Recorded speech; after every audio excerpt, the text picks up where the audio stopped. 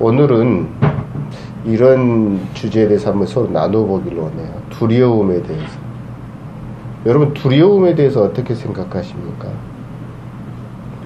작년 연말인 것 같아요. 제가 두려움과 어떤 불안과 두려움을 느낄 때가 있었는데, 그게 작년 연말인 것 같습니다. 열심히 지금까지 삶을 살아왔고 열심히 무언가를 한다고 했는데 앞이 잘 보이지 않을 때 여러분은 두려움을 느끼지 않습니까? 아마 제가 그랬던 것 같아요. 목회를 하면서 개척을 해오면서 5년이라는 시간이 지나가고 있는데 아무런 열매가 없었을 때, 또 그곳에서 열심히 최선을 다하고 있는데 어떤 결과가 없을 때, 여전히 제자리걸음하고 있는 느낌을 받았을 때 막막함을 느꼈고, 그리고 두려움이 마음 가운데 자리했던 것 같습니다. 그래서 그것을, 그런 두려움이 사로잡혔을 때 이거 어떻게 해야 되나 고민을 했던 적이 있습니다. 그렇습니다. 두려움은 우리가 막연하게 생각할 때, 무엇인가 막막할 때, 답답하고 갑갑할 때 두려움이 찾아오지 않는가라는 생각이 듭니다. 여러분, 언제 두려움이 생기십니까? 언제 두려움을 느끼시죠? 말씀해보세요. 자, 그렇다면 이 두려움은 아마 여러분이 두려움을 느낄 때가 종종 있을 거라고 생각이 되어집니다. 세상적으로 어떤 무서운 길을 혼자서 걸어갈 때 두려움을 느낄 수도 있고, 그래서 교회에서 어떤 여름에 수련회 하면 극기훈련이라고 담력 코스를 만들어서 저녁 늦은 시간에 청소년들이나 학생들에게 그 담력 코스를 돌면서 두려움을 키우는 훈련도 합니다. 여러 가지 이제 여름이 되어지니까 이제 교회에서의 프로그램들이 또 여름 프로그램들이 시작이 되어지겠지만, 아무튼 우리에게 시시때때로 두려움은 찾아옵니다. 그렇다면 이 두려움은 누가 주는 것일까요? 맞습니다. 사단이 우리를 넘어뜨리기 위해서 두려움을 주고 그 두려움을 통해서 우리를 떨게 만드는 것이죠. 때문에 우리는 이 사단이 주는 두려움을 떨쳐내야 되는 거예요. 이렇게 두려움을 떨쳐내는 방법이 무엇이 있을까요? 기도. 맞습니다. 말씀. 맞습니다. 우리가 두려움을 떨쳐낼 수 있는 방법을 오늘 성경에서는 우리에게 말해주고 있어요. 예수님이 제자들에게, 그리고 종된 자들에게 두려움의 극복의 방법을 말해주고 있습니다. 24절 말씀을 잠깐 보면, 예수님은 제자가 그 선생보다 또는 종이 그 상전보다 높지 못하다라고 말씀을 합니다. 그러면서 이렇게 스승이 핍박을 받았기 때문에 제자된 자들, 종된 자들도 당연히 핍박을 피할 수 없고 받을 수밖에 없다라고 말을 합니다. 종된 자들은 상전이 당하는 일을 당할 수밖에 없다라고 말을 하고 있습니다. 그래서 25절 말씀에는 제자가 그 선생 같고 그 종이 그 상전 같으면 족하도다라고 말합니다. 이 말씀은 스승이나 상전이 당하는 고난만큼 제자도 종도 고난을 받게 된다는 것입니다. 두려움을 떨치는 것 말과 떨치라는 말씀과 이 말이 무슨 의미가 있느냐라는 거죠. 예수님은 우리가 일상생활을 하면서 예수님이 받은 세상의 어떤 두려움, 고난, 이런 비난들이 우리 제자들의 삶 속에도, 우리 성도들의 삶 속에도 있을 수밖에 없다라고 말하는 거예요. 두려움이 찾아올 수밖에 없다라고 말을 하는 겁니다. 심지어 예수님이 공생의 기간을 살면서 마태복음 12장 24절에 보면 유대인들에게 의해서 바알세불이라고 비난을 받기도 했어요. 바알세불은 귀신의 왕이라는 이야기거든요. 예수님이 귀신일 수는 없잖아요. 예수님이 마귀일 수는 없잖아요. 마귀가 마귀를 쫓아낼 수 없는 거잖아요. 예수님도 유대인들에게 바알세불이라는 비난을 받기도 했다라는 거예요. 그래서 예수님이 제자들에게 이렇게 말을 했어요. 집 주인을 바알세불이라고 하였는데 하물며 그렇게 말했던 그 사람들이 제자들에게까지 비난하지 않겠, 너희 제자들도 비난하지 않겠느냐라고 말하고 있는 거예요. 결국은 뭐예요? 예수님도 비난당한 만큼 제자들도 이런 세상 사람들 통해서 비난받을 수밖에 없다라고 말하는 거죠.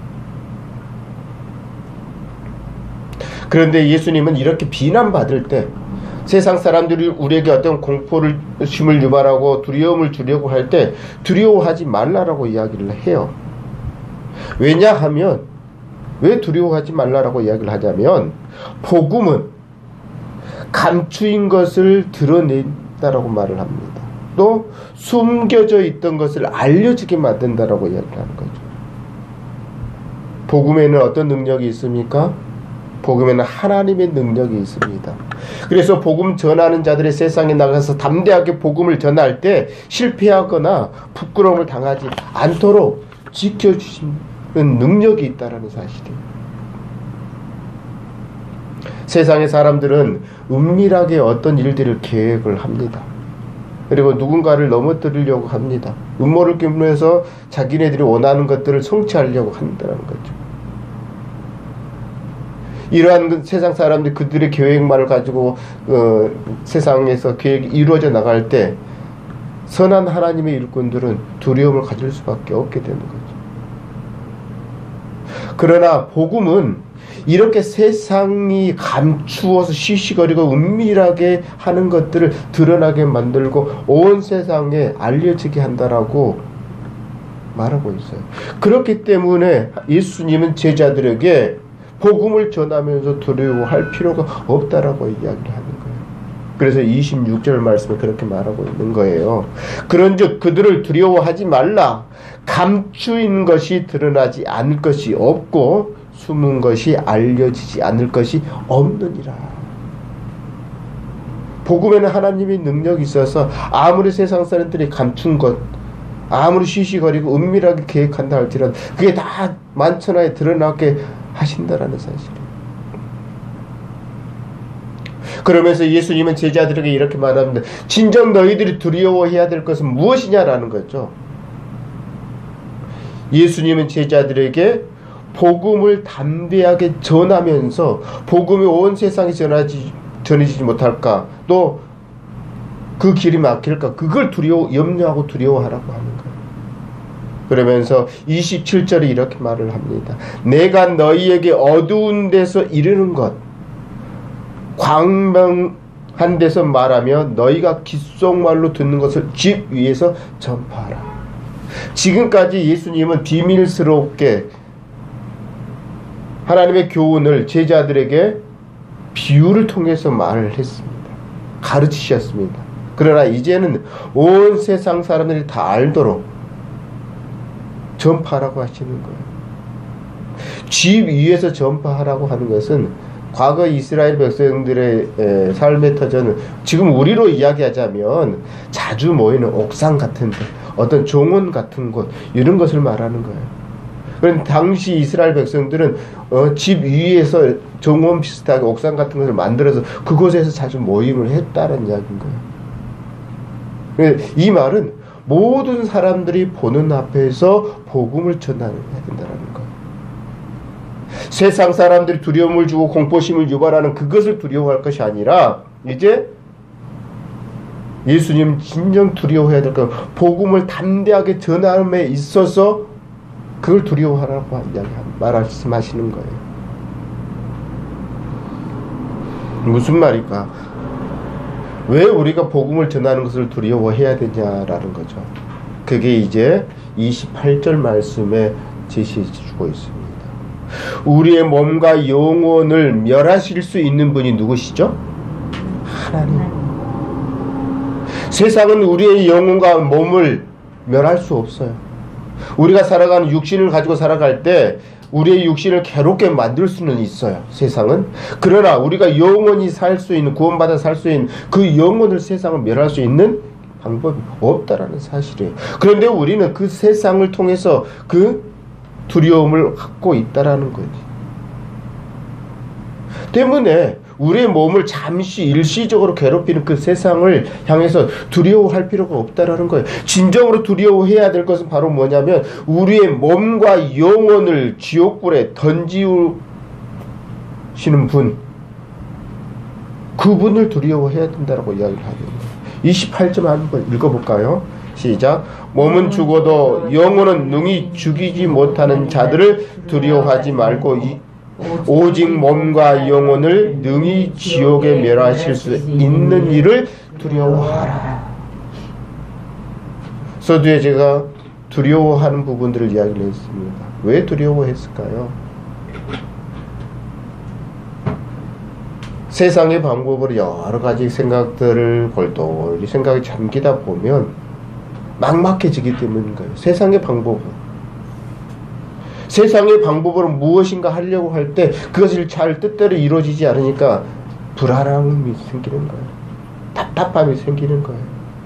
그러면서 그 불안함과 답답함과 갑갑함이 어떻습니까? 자기 자신의 삶을 짓누르게 되는 거죠. 자신의 삶을 짓누르다 보면 그 안에 서서히 나 자신도 모르게 세상으로 통해서 다가온 염려와 근심, 걱정들이 두려움으로 바뀌게 만든다는 사실이에요.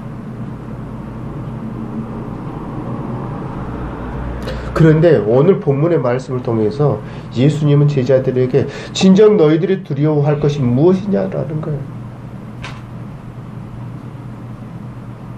바로 몸은 일시적으로 세상 가운데 우리의 육신의 몸을 가지고 살아가지만 그 몸을 죽일 수 있는 그들을 두려워하지 말고 우리의 몸과 영혼을 능히 지옥의 심판을 통해서 지옥불에 던지실 그 하나님을 두려워하라고 말씀하고 있는 거예요.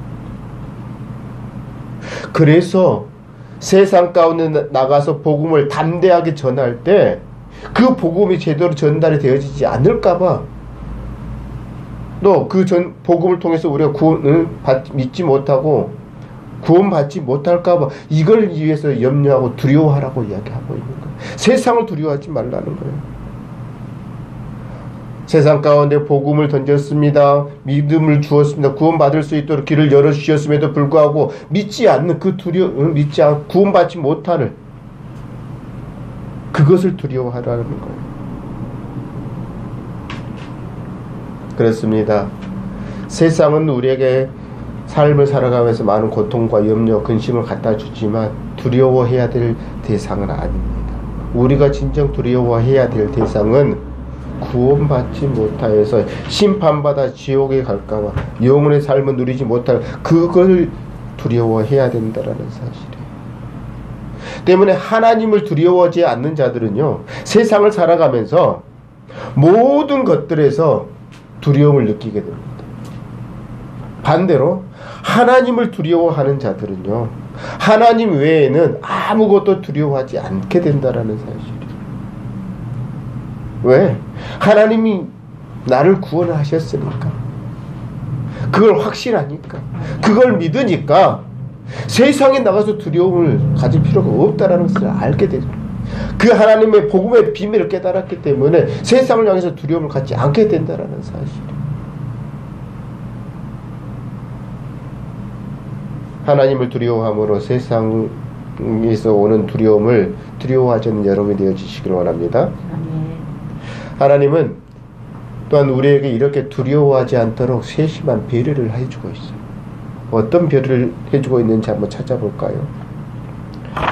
참새보다 우리를 귀하다라고 말씀하시는 부분입니다. 29절 말씀이죠. 29절 말씀 함께 읽어보도록 하겠습니다.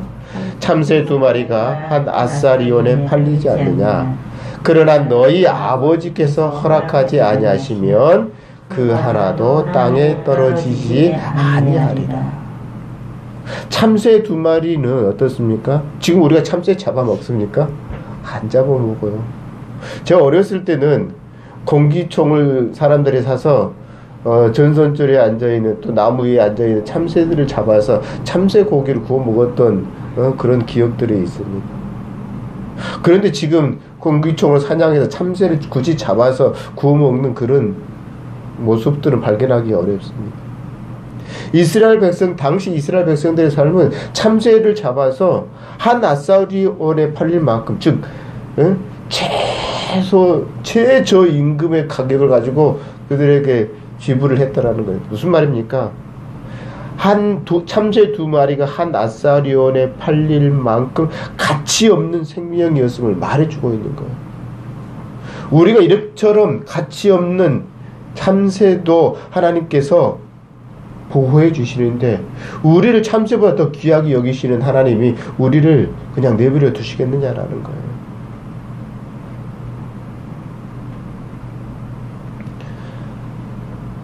참새 한 마리도 하나님이 허락하지 않으면 땅에 떨어지지 않는다고 29절 마지막 부분에 말을 하고 있잖아요.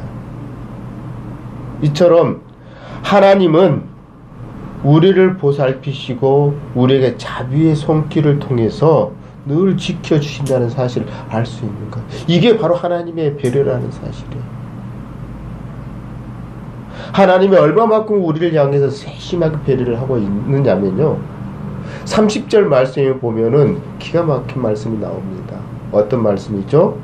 너희에게는 머리털까지 다 세심하다.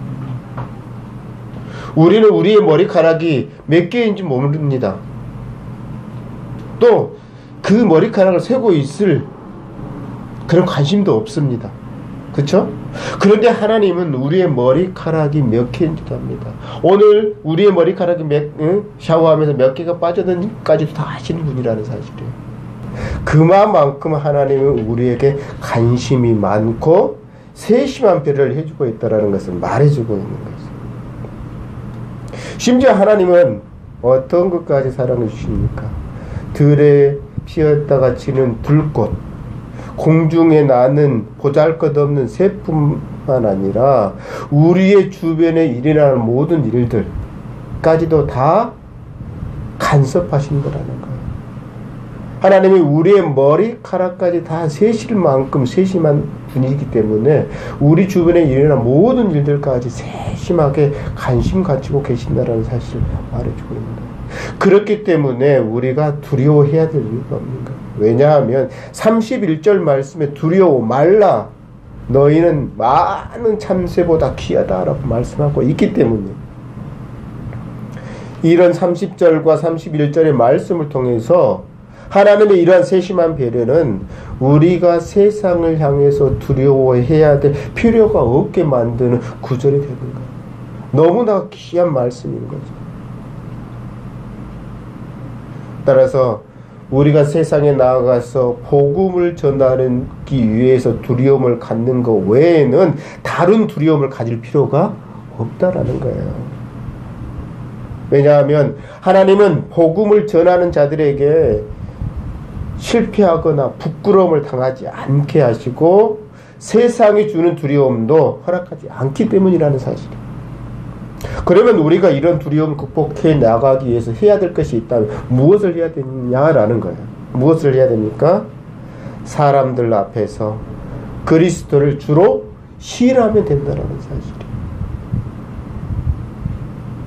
이렇게 사람들 앞에서 내가 크리스찬입니다, 나는 예수 그리스도로 십자가의 피로 말미암아 구원받은 자입니다, 하나님의 백성입니다, 구원받은 자입니다 라고 사람들 앞에서 우리가 입술로 시인하면 주님께서도 나중에 천국 갔을 때 하나님 앞에서 시인해 주신다라고 말씀하고 있는 부분이 바로 32절 말씀입니다.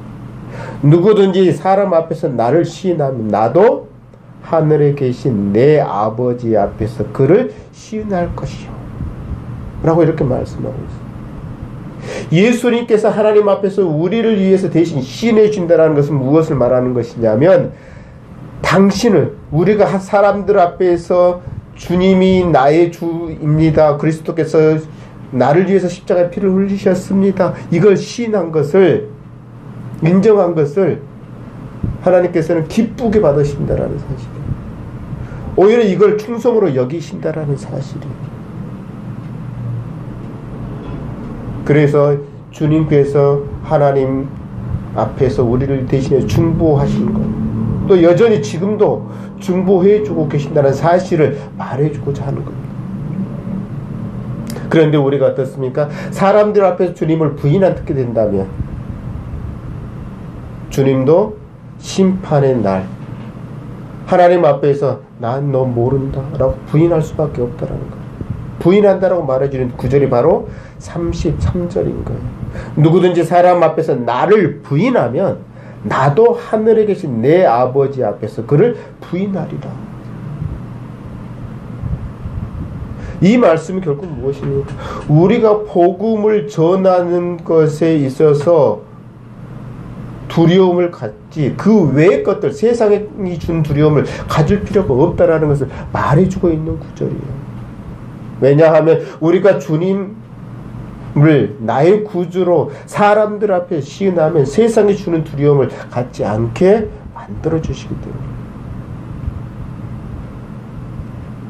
그런데 우리가 주님을 부인한다면 어떻게 됩니까?